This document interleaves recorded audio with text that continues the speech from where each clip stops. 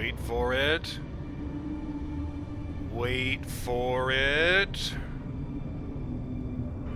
There is a moon in this place, or at least the idea of a moon, instead of some kind of reflection. No. It is, however, totally featureless, which is interesting. Welcome back to Let's Play The Signal, the DLC chapter for Alan Wake. And there it goes. I'm BurningDogFace, and I wanted to start things off. Well, I had two things I wanted to start things off with. Firstly, I realized that I never commented on something I really meant to comment on. It was one of the things that happened during the flashback sequences, and, as I commented there, the issue with the flashback sequences is that so much happens in any given cutscene in this game that, it's hard to remember it all when I want to talk about it later on. But I wanted to talk about something that happened on the Harry Garrett Show. It's about this bit at the end of the segment with Harry's other guest, Remedy head writer Sam Lake. Now, the cameo is silly enough as it is, but I wanted to mention this moment specifically. Once more, do that face for us, Sam. There it is. Because that face is another internal Remedy reference. I think I might have mentioned this before, but, just in case, just so we're clear. When they made the original Max Payne, Sam Lake was actually the person who modeled for the appearance of Max Payne. But, when he tried to do, a hard-boiled, grizzled private investigator expression, well, it didn't come out so well. And, how do I put this? Well, it may have been hard to tell during my Let's Play of Max Payne because the camera is always locked to Max's back, but he's kind of got this sort of constipated expression on his face all the time. And, it became sort of ironically beloved among fans of the game. So yeah, do the face for us, Sam. I just wanted to share that. I've also got a shout out for Elthwar, who comments on the beginning of this DLC saying, "It's a minor thing, but every name in the diner is horribly distorted, with the only exception being the ad for Coffee World," until Zane spoke. I'd say that it seems like the darkness consumes first the names when it tries to erase identities. And the fact that in the dark place, distances and connections are probably built more on connecting scenes and narrative rather than physical distance. From the diner to the woods does match the gameplay fairly closely, after all. As for Mira was here, it could be a reference to Max Payne, where John Mira is the name of the antagonist from the Address Unknown TV show. There's a little description of the TV show there that does not sound at all familiar to me, so I don't know if I missed that TV, or if I forgot that TV, or if it's a Max Payne 2 thing. I haven't played that one yet. But, very interesting. Apparently John Mira was the bad guy, and, yeah, here it is. Apparently he's a serial killer that comes from an alternate noir York City, and seeks to torment the protagonist, also named John, by pinning his crimes, including the murder of John's girlfriend, on him. Ominous. And it reminds me of that TV about the guy in the mirror. I wonder if that's what that was a reference to, huh? What was the other one? Oh, I did have another one, didn't I? Yes, also Elthwar saying, one of the things I could think of to improve enemy variety would have been if there were more animals taken by the dark. The other concept is that we could see some of the distortions the darkness makes of things. Like, it is a horror, as artists help to manifest it. They can also give it things, including monsters. But keeping them perhaps more as shadows rather than being corporeal will keep the threats grounded. A dragon made of smoke and oil would fit more than one with flesh and scales. But in general, this works very well for maintaining the atmosphere and keeping things in that constant unease. Also, Hartman's Clinic. If this really was a TV show, that moment definitely needed to be something that he just woke up in at the end of a season, just to build on the doubt. I like that. That's a great observation. And the reason I bring up this comment, well, this is one of the manuscript pages from Alan Wake's American Nightmare. The strands of webbing glistened in the beam of my flashlight, fine, almost ethereal. They were fresh and right in my path. I held my breath and waited, ears straining. Nothing. I moved on, concentrating on the task at hand. Just get what I was looking for, then leave. That's all I keep telling myself. For a moment, I actually thought it might be as simple as that. Then, I heard too many legs skittering across the ground. So, yes, I know I mentioned the splitters and the bird guys on multiple occasions.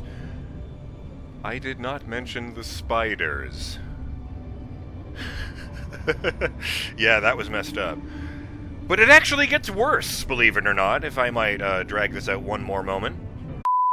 The spiders aren't really the work of the enemy. They're a side effect. A part of the dark place's less significant fauna that has managed to slip through the opening I made when I arrived. Less an animal than an idea that has assumed the form of an animal. Makes them no less dangerous, but at least they're a little easier to deal with. The darkness doesn't protect them like the Taken, and thus they can be destroyed by either light or bullets right away. So, yes. That's terrifying to me, that there are life forms here other than the dark presence itself, that the dark has animals. Yeah, what the fuck?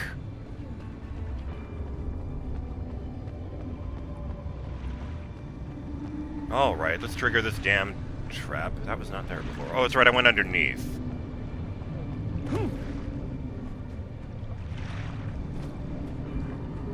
Screw you, other Alan. Oh, this is the trap, right here.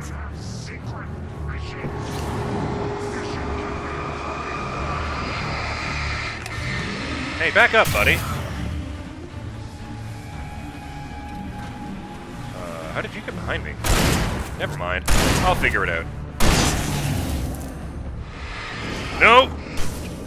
We got runners.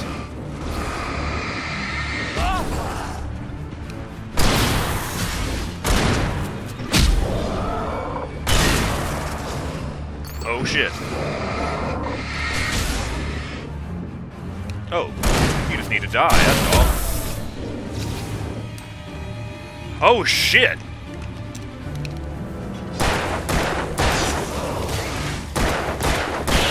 Suck it, fisherman! I'm not your friend! That was a silly reference.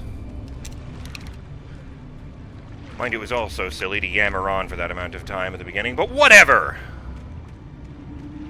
Oh, wait. Derp. I just left behind some shotgun ammo, and some batteries, in fact. Okay, no, he doesn't hunch over if I've stopped running. Interesting.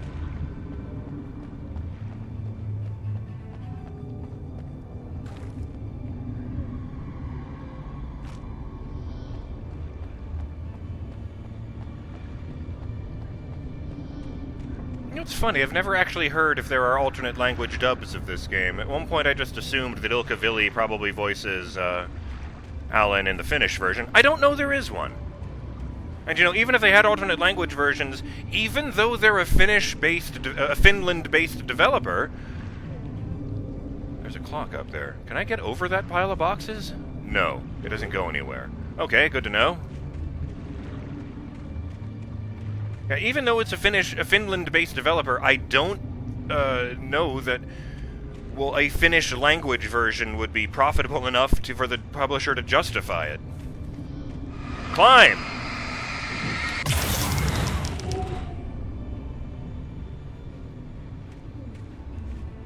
Kick? No. Oh, that's weird. Rope isn't supposed to do that. Well, I wouldn't want to kick that one, because that would make it collapse on top of me.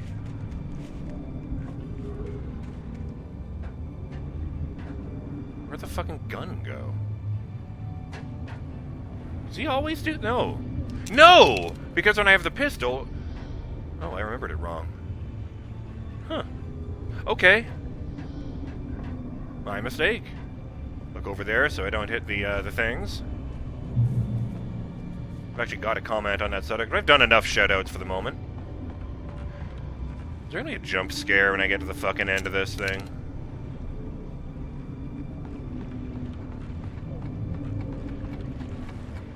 No. What do I want on the way back? I was trying to get the camera down there to see if I could see what time the clock said it was. Nope, nope, it's moving up against the thing. Alright, fine, I'll take that.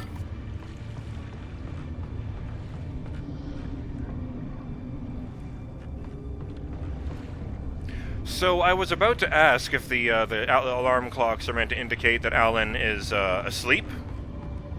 You know, like a reference to that other episode of Night Springs about the guy who was asleep. But then I realized, here? I don't think it makes a difference. Flashlight, recharge. I don't need batteries, but I could go for a more powerful flashlight if he's got one. Yeah. Hell yeah! Heavy-duty lantern! Should have been naming the lights in this game. I believe I mentioned... they've only put out a teaser trailer so far for Alan Wake 2. It does have implications in it. But,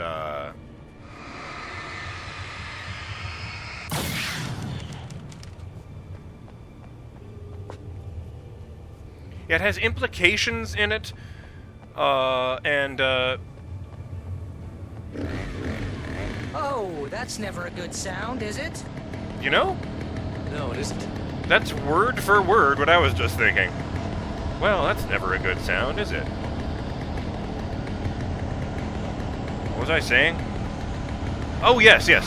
One of the things we can see, at least mechanically, is that in the sequel, Alan does not seem to carry a flashlight. He seems to be carrying a staff with a light bulb on the end. Like he's a fucking wizard of electricity or something.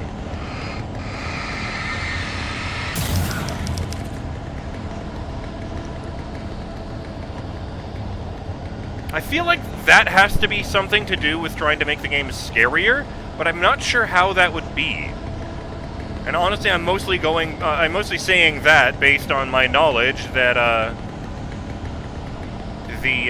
what was it called? Amnesia series is famous for giving you a lantern and nothing else so that you cannot defend yourself against the enemy.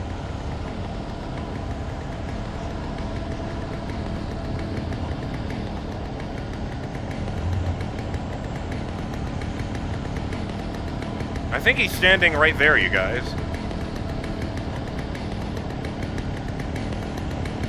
Fuck me, sounds like he's everywhere. Why did we think surround sound is a good idea? This is creeping me out.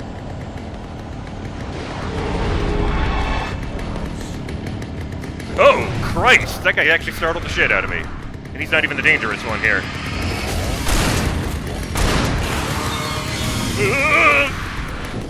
Back off! And running. Out of the way. Oh, shit! Oh god, my health.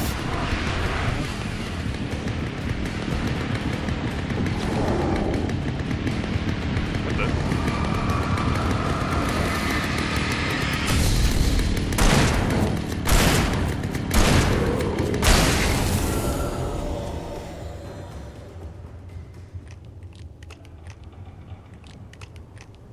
Man!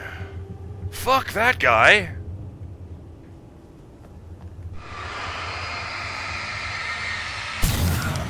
Oh, yes, and since I did, explain the other things, again, in the DLC, I will mention that the heavy-duty lantern is the best flashlight in the game. It has the the long-term focusing potential of the heavy-duty flashlight. It has the increased burning power of the lantern. And I'd say the main drawback to it is the fact that it's kind of hard to tell here. Yeah, there we go. The main drawback to it is the fact that it looks like it weighs about 10 pounds.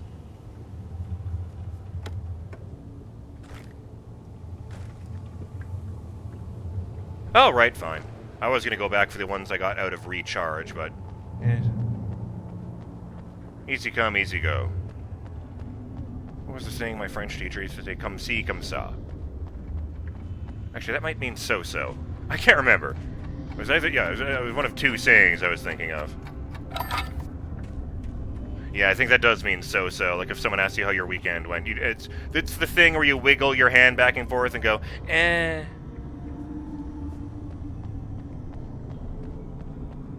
let me just think for a second here. Oh, I know. Here's Johnny!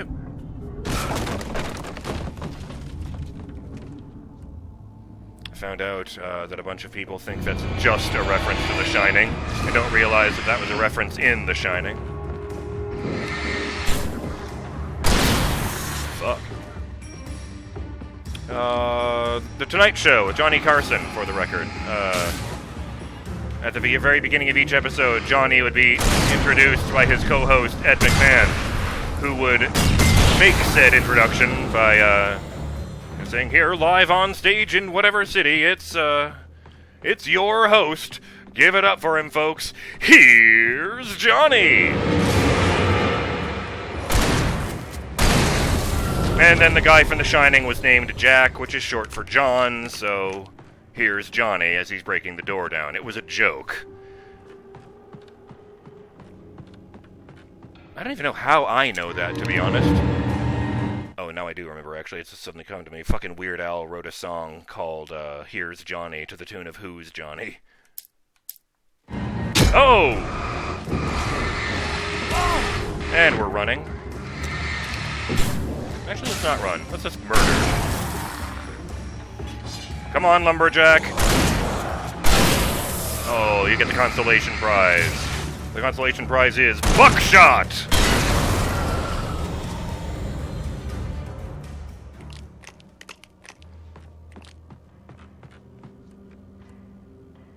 Fuck it.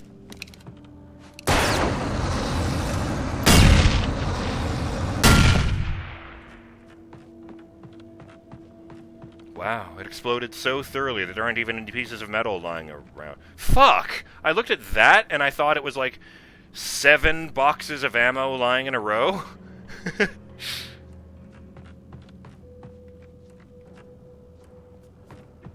I think the dust in this place is setting off my allergies. You're not even really there. Well, my allergies are definitely here. Gesundheit. Allergies. Like I said before, I really like that he's not like doing special effects as he disappears. It's and he's gone. It really emphasizes the fact that he doesn't need to make sense.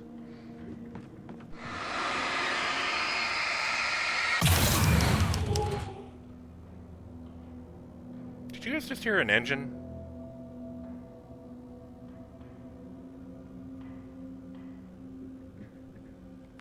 Odd. Mildly unsettling.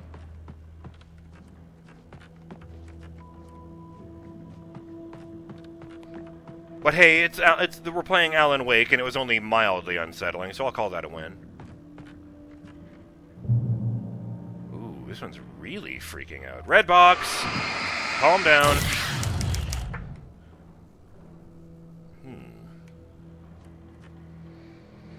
God, I could probably do an entire game in a subjective place and never get tired of coming up with insane nonsense to say.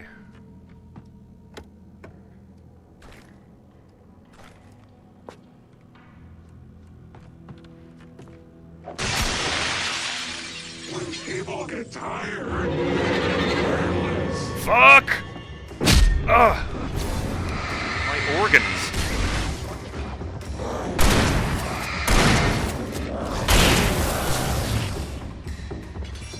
Nice throw, buddy. I always felt bad for that one. What the fuck is that guy even doing there? He looks like an office worker. Ah! Fuck, I really didn't see that guy coming. I should have just thrown his flashbang. You know, loading screen tip, I would have loved to do that, but I don't seem to have any. There was definitely the sound of an engine starting in there. I never noticed that before. Or is that new? I'm just gonna go ahead and put that in my hand.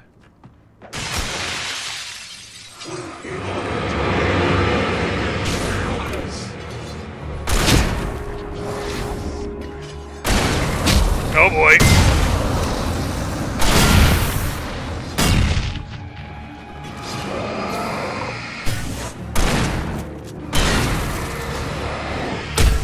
Damn it!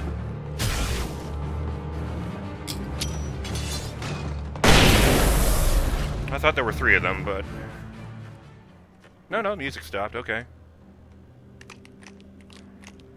Alright, back to the... well, not a pistol, but... I think it's only a pistol if it's got the magazine that slides inside, as opposed to just individually putting the bullets in. I'm very confident that both are handguns, though.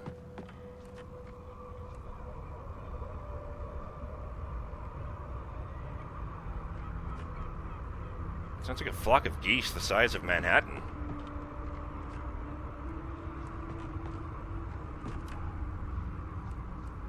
Oh yeah, that would be fucking great if there were, well, I guess most of the audience would call them Canada geese in the Dark Place. I mean, they're pure evil already. They can probably come and go as they like. I saw that sign and I thought it was a QR code.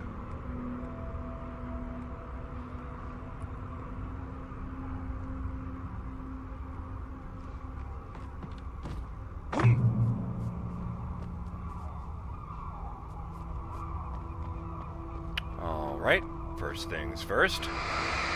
Bridge! Right, you need 3 of those, I think. But first, let's hear from Alan's past. Memory!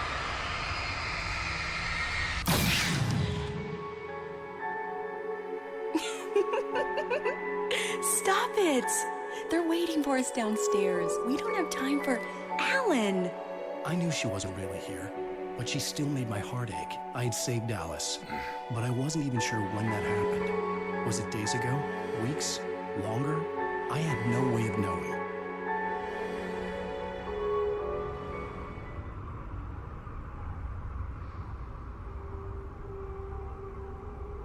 Oh, God. He's not going to get to be with her for 11 more goddamn years. I'm sorry, it's 2022 now. If he just got here, it's 13 more years. Why did I think it was 2011? Oh, I remember now. Yes, I was looking through the manuscript pages in American Nightmare, and in one of them, Alan explicitly says he's been lost for 2 years. Lost in the Dark Place, I should say, not like, well, you know, curled up in a ball going insane. You know, like the guy on the TV. Timer gone. So I'll just hit this and call it an episode. Ridge! So yeah, there is probably a 3rd one around somewhere.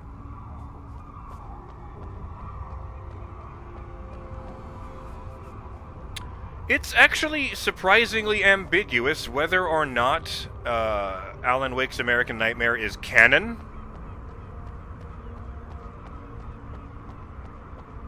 I choose to interpret it that way. At least I will until, you know, there's any direct contradictions in Alan Wake 2. Some people believe it happened, some people believe it never happened at all. Given the context of the opening cutscene, some people believe it's a dream Barry had, or a dream Alan put into Barry's head to tell him something.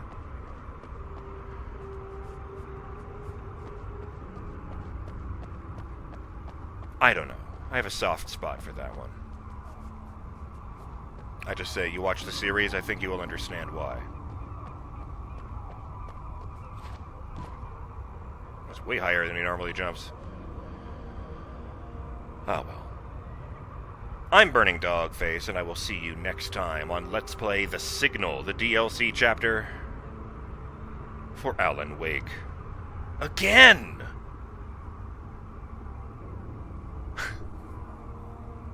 Till then, I'll be here. Stay in the light, Burning Dog fans.